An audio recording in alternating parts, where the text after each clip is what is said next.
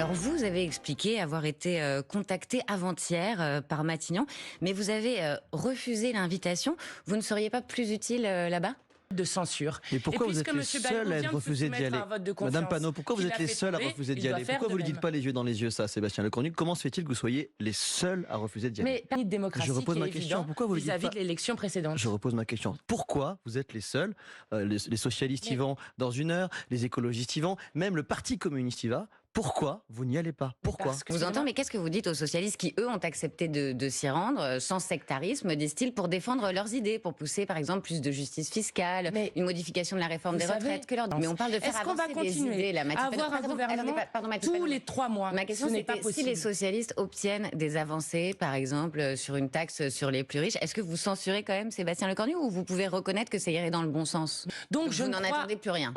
Est-ce que vous vous sentez visé par ce qu'il dit? Est-ce que vous comprenez ceux qui disent que votre programme les inquiète et que votre programme ferait fuir les entrepreneurs comme lui? Alors Mathilde Panot, par contre, c'est un rapport, mais ce même type de taxe a été mis en place en Norvège et on a constaté ces dernières années que des centaines de personnes les plus riches étaient parties, notamment vers l'Italie, qui pratique une fiscalité très avantageuse. Et il y a une tribune dans le monde de grands économistes qui disent que ça va changer les comportements. Peut-être qu'un rapport ne quantifie pas un exil massif aujourd'hui, mais progressivement les comportements peuvent changer. Vous dites tant pis pour eux, mais tant pis pour eux, tant pis pour nous, tant pis pour la France. Mais quand même, Mathilde Panot, on évoquait le Parti Socialiste, vous disiez qu'ils avaient été trahis par François Bayrou, vous n'avez pas la même stratégie que le Parti Socialiste. Aujourd'hui, est-ce que la rupture est définitive avec le PS? On a deux gauches irréconciliables. Mais avec le Parti Socialiste, Mathilde Panot, est-ce que des alliances sont encore possibles avec le PS? Par exemple, demain, en cas de dissolution, que se passe-t-il? Vous y allez seul? Les socialistes vous ont déjà répondu sur votre offre fédérative en répondant hors de question. Eh bien, très bien.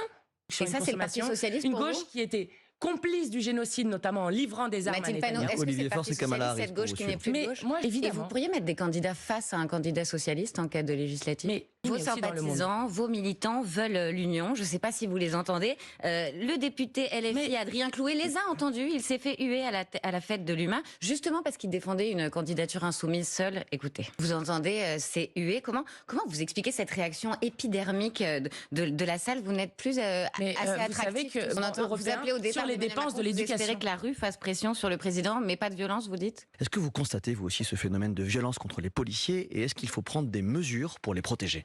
Donc pas de peine minimum pour vous. Et quand la France Insoumise dit la police tue, le député LFI Aurélien Taché a encore tweeté notamment la police tue partout.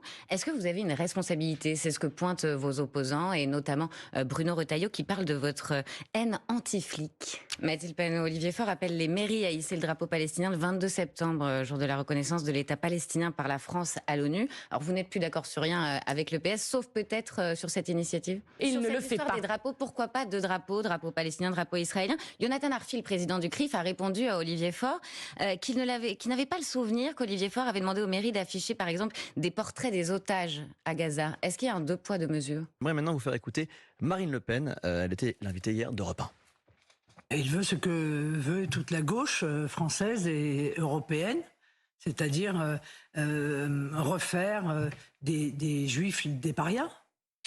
Est-ce que vous voulez refaire des juifs des parias? Je vais vous dire le danger national. Je vous interroge sur l'explosion notamment des actes antisémites et la haine anti-juive. L'union, elle continue. Donc vous êtes contre un État palestinien démilitarisé. On vous entend. Suite à l'offensive terrestre, ce soir à 18h30. Comme Jean-Luc Mélenchon, vous estimez, je le cite, que le départ de Zelensky est la condition de l'accord. Il l'a carrément qualifié, je cite, de président de rien. Et ce faisant, ne reprenez-vous pas le narratif de Vladimir Poutine? Vous voulez le départ de Zelensky? Est-ce que vous voulez, oui, non, le départ de Vladimir Zelensky? La deuxième, si vous voulez qu'il y ait président de rien, est-ce qu'il est illégitime pour vous?